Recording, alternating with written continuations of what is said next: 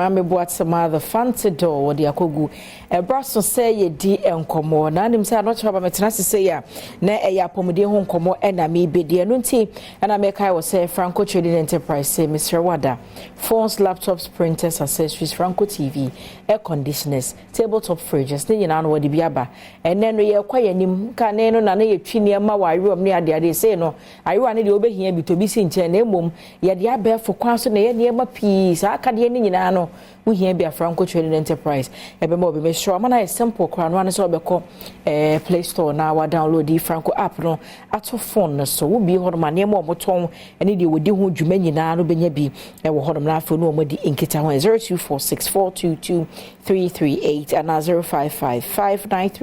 0555939311 na Franco Trading Enterprise and penny form e beje wo so ma men ko na ye ni nkomo yenum e ho ho siesie ehwa ho ne die sebe ya betimi do nsese obo na wakasa nipa ho enka bi amfiri mu ma sebe ya wo sebe nya hoden na enkoba se unu mfie bi anso na wo si dwirigu anamo be na wo se wutuo na nei eye Active Point Dental Clinic Bright or say from Pon General Manager ho ye hwe yese no ekwan e be fa so na ya polish ye say friend no polish ni scaling wa ba ide yanyimu enchimu opanyi from Pon mache ya nua me hu say na me yaje sanse ye se no adwuma ye no damu ni nyina na fedo enya adwuma ketwa tuba na be cherechere ye say ya na ehuna na mo a wo say ye tuo se de ho a wo say wudwade no na se wo se ne nso so ya na ehia adwade wo ho ya adwade eno ne friend say no scaling and polishing. Wow. Scaling. The nimpa cleaning. Cleaning. Me kwa cleaning. Okay. Na ne ankrofo be ye. So wo hwa no abase wo be Mada Romani education media na so munti no. They say they are fun first they na edin. We say ade a enye ya. I say obi a otwika se car ni nyina ya. Onu se car no. Pepe. Ebe ko aha. As you say no de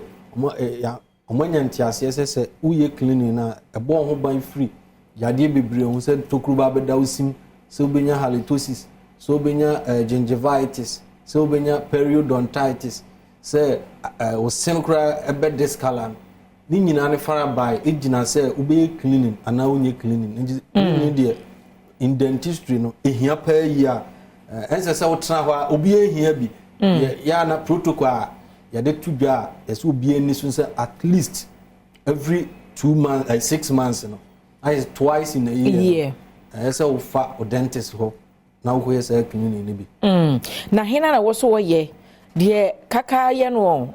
ana se obi atumi ye akwada say wo so obo ye nkyeremu ye cleaning no obi a wo se egu anum bia no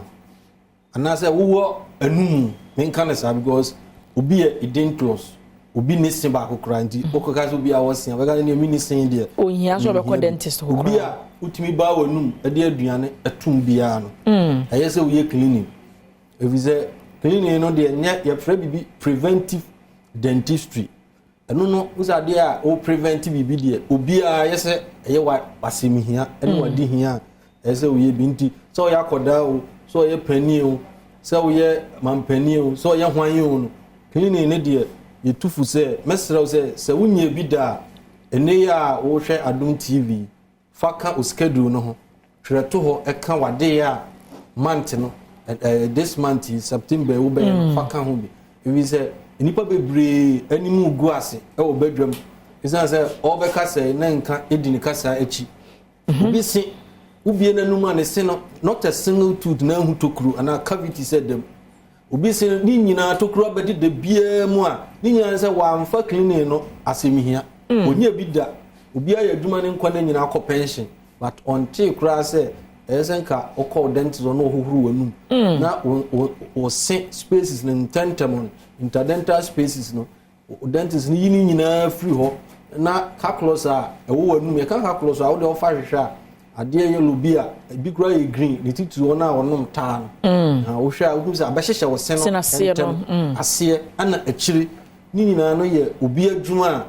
ese oye one dentist no na wo clean nyina free ho na mre bia no se no emframa efa ntamo kama udidi atum se wote aduane de kama wo se no ejina brane enye mobile bu a wanye binti no ono a de nkyekere ma no nam nanum ho a hu se esen ni ekeka ni nyina cleaning na wanye se plaques no accumulate bebree a benze ma sena ho den no to ape benze aba fam kra ade bia nye strong bia no benze asheki esen no na esen no ekeka the cleaning there eso bia ebia na medeme hu se mihia je se mtwa ma na keka ansa dia ubeta hu pa se wo de ne urgent ye chase a u feel discomfort obi wo ha wo de utachere ma no wo num ha tum se ba bia wesra kakra rough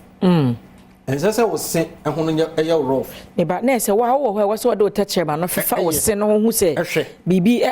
kofro ba okay wa wo ɛyɛ chase ye no isan sɛ hu se ɛsin bia ɛyɛ smooth the moment I be say o de o touch man na wanu be say aye twitwiri no hu say sa twitwiri no brush bie no a ebetimi ama sa twitwiri na ko okay brush awie na adwuma brush tiri 2% ka twitwiri osi anopa ani anwumre na afi ensu udidi wi a floss odi say ejai dua de yi yes okay na odi yi wi afi ensu ogina wanu na rinse na wapiegu wo ya ne sa the accumulation of calculus no so te na mom no ngase makura beba but formation no so te kura but nanim no den a calculus no be form form ye tates na ho na be use discomfort bo use ho na twitwiri kakra na se bo kase se kona ko hu dentist se wa ntu anamo anko hu be kakra no wo de brush ko wanu mu a na mo je di akire do ha me brush me paste na ode brush no fita but otigu ha ese kokko na ekọ eno enso bo kase ese esen no bibi ye no a